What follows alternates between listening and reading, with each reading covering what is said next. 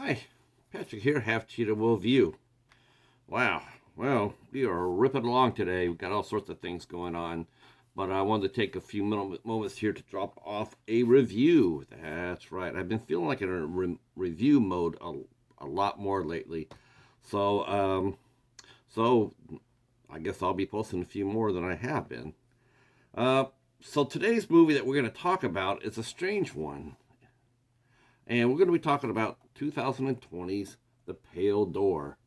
As you can see, it was a Shutter movie, Shutter exclusive, well, they presented it. I got my copy at the family video. Um, I've held on to it for all this time. I haven't watched it. My watch stack is just insanely stupid. You would just like shake your head at it. But I did watch it because I like westerns, and two, I like supernatural horror. Um, so that's what this movie is. It decided to take a combination of horror and the Old West and combine it. Uh, so this movie was directed by Aaron Bean Coots and written by Cameron Burns, Keith Lansdale, and Aaron Coots, with Joe R. Lansdale as executive producer. In fact, up here in the cover, it says presented by Joe R. Lansdale, writer of Bubba Hotep and Cold in July. So I had really high hopes for this because it was, I mean, the cast on paper is just pretty damn good. You got Zachary Knighton, Melora Walters, Bill Sage, Pat Healy, the mighty Stan Shaw. Always good to see him on a movie. Anything he does is really good. Devin Druid from 13 from Stranger Things. Uh, uh, um, he plays Jake. I know, what a great name, right? Devin Druid. Boy, I don't think he could have been born with that name. But anyway, so this movie basically tells the story of two young brothers. They're really close. Devin Drew plays Jake, and Zachary Knighton plays Duncan, and they're Zachary's the older brother, and Devin's the younger brother. And we see them as youngsters, and their house is being attacked by bandits. And the father has told them what to do in case this happens. So they have a plan, and they're going to stick to it. Unfortunately, the parents are killed, uh, uh, but the boys are saved by Lester, the family friend, who's played by Stan Shaw. And Stan Shaw feels responsible for both those boys, so he takes them with him. And then we flash forward to maybe like 8 or 10 years down the road, and we see that Duncan is now Duncan Dalton um, is now head of the Dalton gang, and they go around and they do dastardly deeds as most cowboy gangs tend to do. And they ride into the little town where they used to live at, and Jake, the younger brother, played by Devin Druid, well, he's earning a living. He's still young. He's still he's trying to save money because he wants to buy the old homestead back. And when we meet him, he accidentally bumps a old timer while he's sweeping a saloon floor, and the old timer gets really riled up about it, and he starts putting pressure on Jake, threatening him. Well, he does until the bartender notices, tells him to look at the poster above him, and we see the Duncan the Dalton gang picture staring back at him, and then the camera pulls back, and sure enough, there's the Dalton gang led by Duncan, and they got their 6 guns trained on this guy. And he's like, I don't want no trouble. Well, I wouldn't either if I had 10 guys just standing with guns at my ass. So anyway, Duncan's really proud of his younger brother. He's staying out of shape, staying out of trouble. He's a good young man. He's got a head on his shoulders. But Duncan has led into a life, a life of crime and whatnot. Well, even though the gang tries to gets him to drink with them and party with them and stuff like that, um, he doesn't really do that, and Duncan really doesn't want him to do that. He wants him out of it. But when one of the gang gets into a gunfight and gets himself killed, they're now one member, and they're going to be robbing a train, and they need everybody they can get. So losing their man might cause them to have to rethink their plans. But Jake volunteers, so the plan's back in effect, and the Dalton gang rides and they rob a train. Now the train is protected by Pinkerton agents, but when the Dalton gang is expecting gold, they don't get gold. They get a huge box with a young woman whose mouth is covered. It's covered. She can't speak. Is in there, and they take the box, but they don't realize till after they open it that they got a young woman, and of course, this is the Pinkertons died to the last man defending it, and that includes a young girl who Jake let Jake let go. He let her go, but not knowing that she was a Pinkerton, she came back and was trying to shoot the girl in the box and shot Duncan instead. So, but so he's critically wounded, and he puts Lester in charge of the gang, and the young girl whose name is Pearl. This movie came out before Pearl, so yeah, it's not the same Pearl. She's played by Natasha Bassett, and does a nice job too. Good job.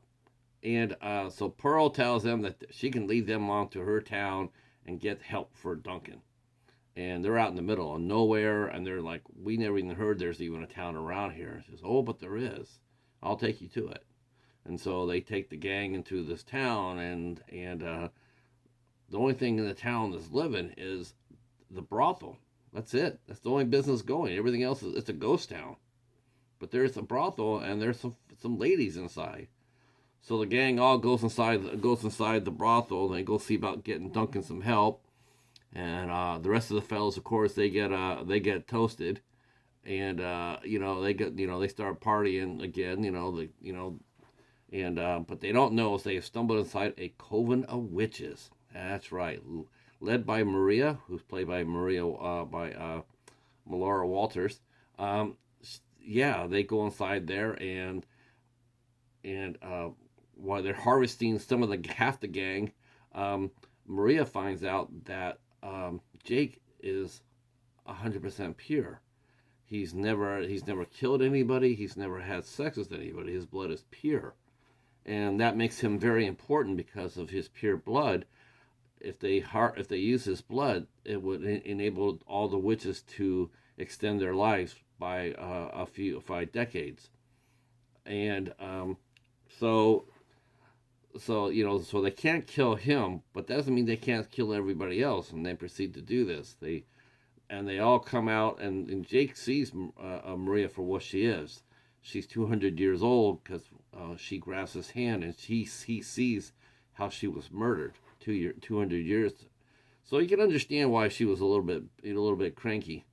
Um, but of course now the gang's trying to get out of there. Half their members are dusted, and the witches are coming after them. And it was sort of weird in the sense that when we meet the witches, they're all perfectly fine. They're normal. But whenever they had to attack, they all morphed into burnt, like they had all been burnt at the stake, and that's how they attacked. And not only that, but they don't stay dead. They don't stay dead. They come back. They regenerate. Now, how many times they can or not, we don't know. But they kill plenty of them. They shoot plenty of them, but they seem to be coming back. And so the rest of the guys, they're trying to figure out what to do. They're not, now pretty soon there's four of them. They send their one woman that they had, the one gang member. They sent her out to a nearby town, a couple of days out to get some help, some medical help. This is before they go inside the town where the brothel is. So the four gang members that are left, that was Lester and Wiley and Dodd, and along with Jake.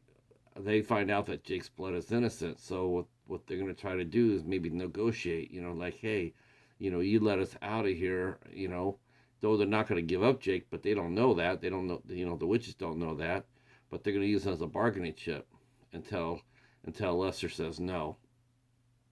Um, they decide, that if they're running around, they're just seeing all sorts of weird shit. So they decide what they're going to try to do is go inside this church. So Jake says, "We're going to go inside the church. It'll be a holy ground, sacred ground." So they dash into the church, and while it appears that the witches cannot go inside the church, and they can't, doesn't mean they can't influence what goes inside the church, and that they do. And so before you know it, two more of their number are dead, and there's only two left, Jake and one other, and they make a deal with the witches, um, to survive. They decide, well, I have an idea, I have a plan, and so that's what they do. They enact a plan, and to see what the plan is, of course, you got to watch the movie. Okay, so I'm telling you this, but I'm also going to tell you this. This movie is a mess. Holy cow, this is a movie's a mess. I'm sitting there watching this. I'm going like, it made no sense at all. This movie is. It looked like it got thrown in a dryer and got turned on, and one of those laundromat dryers, the one that really go around forever and ever and ever. It got thrown into the story got thrown into a dryer and got put on, dry for a day, and then whatever was left, that's what they made the movie on. It movie makes no sense. It just doesn't. There's so many holes. The pacing's terrible. The score is really weird. Um, I mean, we like the character Duncan disappears like halfway through the movie. He's like supposed to be an important part of the movie. He disappears for damn near half of it.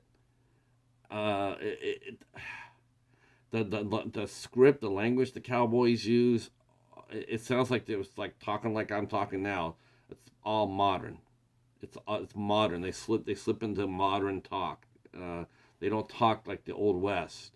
Um, I just it just doesn't work. The premise doesn't work. The witches are like, again, they're attacking. They're whole when you see them, but then for some reason, in order for them to attack, they have to change into a burnt shell themselves.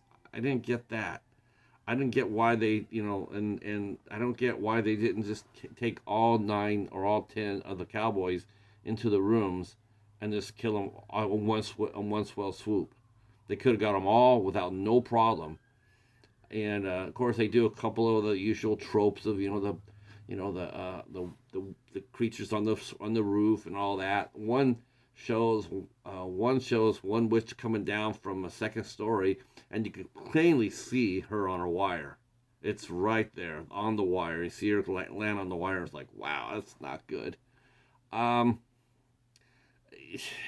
I I think it was a noble effort. Maybe I don't. I mean, if they had a bigger budget, maybe they could have did this. As it was, they didn't have that much money. They admitted they didn't, and they had some of the worst weather when they filmed this movie, and that gives them a little bit of a pass, but not all the way, because this movie just wasn't that good, and that's a real shame because I really wanted to like this movie. Um, what's really cool about this is when I saw this, the coolest thing about this movie is when I saw this and it said presented by Joe R. Lonsdale, is the fact that Joe R. Lonsdale wrote Cold in July. Now that is an excellent movie, and that's actually a movie that the IFC MidKnights covered on our IFC show. So anything I can do is to put an IFC movie in there.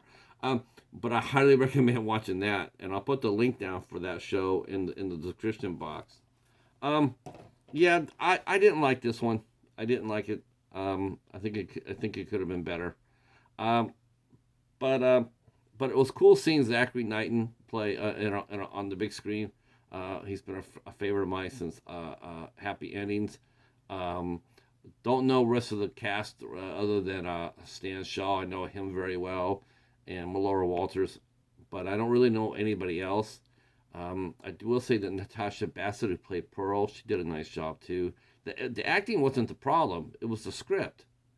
It was the script and the direction and the editing and the score and location and whatever else you could think of. All right, so that's The Pale Door. It does have a director's commentary on it and a making of featurette on it, so that's pretty cool. I like that aspect of it. But otherwise, I would sit there and say no, not really my cup of tea. All right, if you're new to the channel, consider giving us a subscription, a sub. Hit the notification bell, and then drop a comment down below. Let us know if you saw The Pale Door, and if you did, what'd you think of it? All right, well, that's it for us. We're going to be out of here. Wow, 15 minutes. Ooh. All right, thanks for watching, and we will talk at you soon. Peace.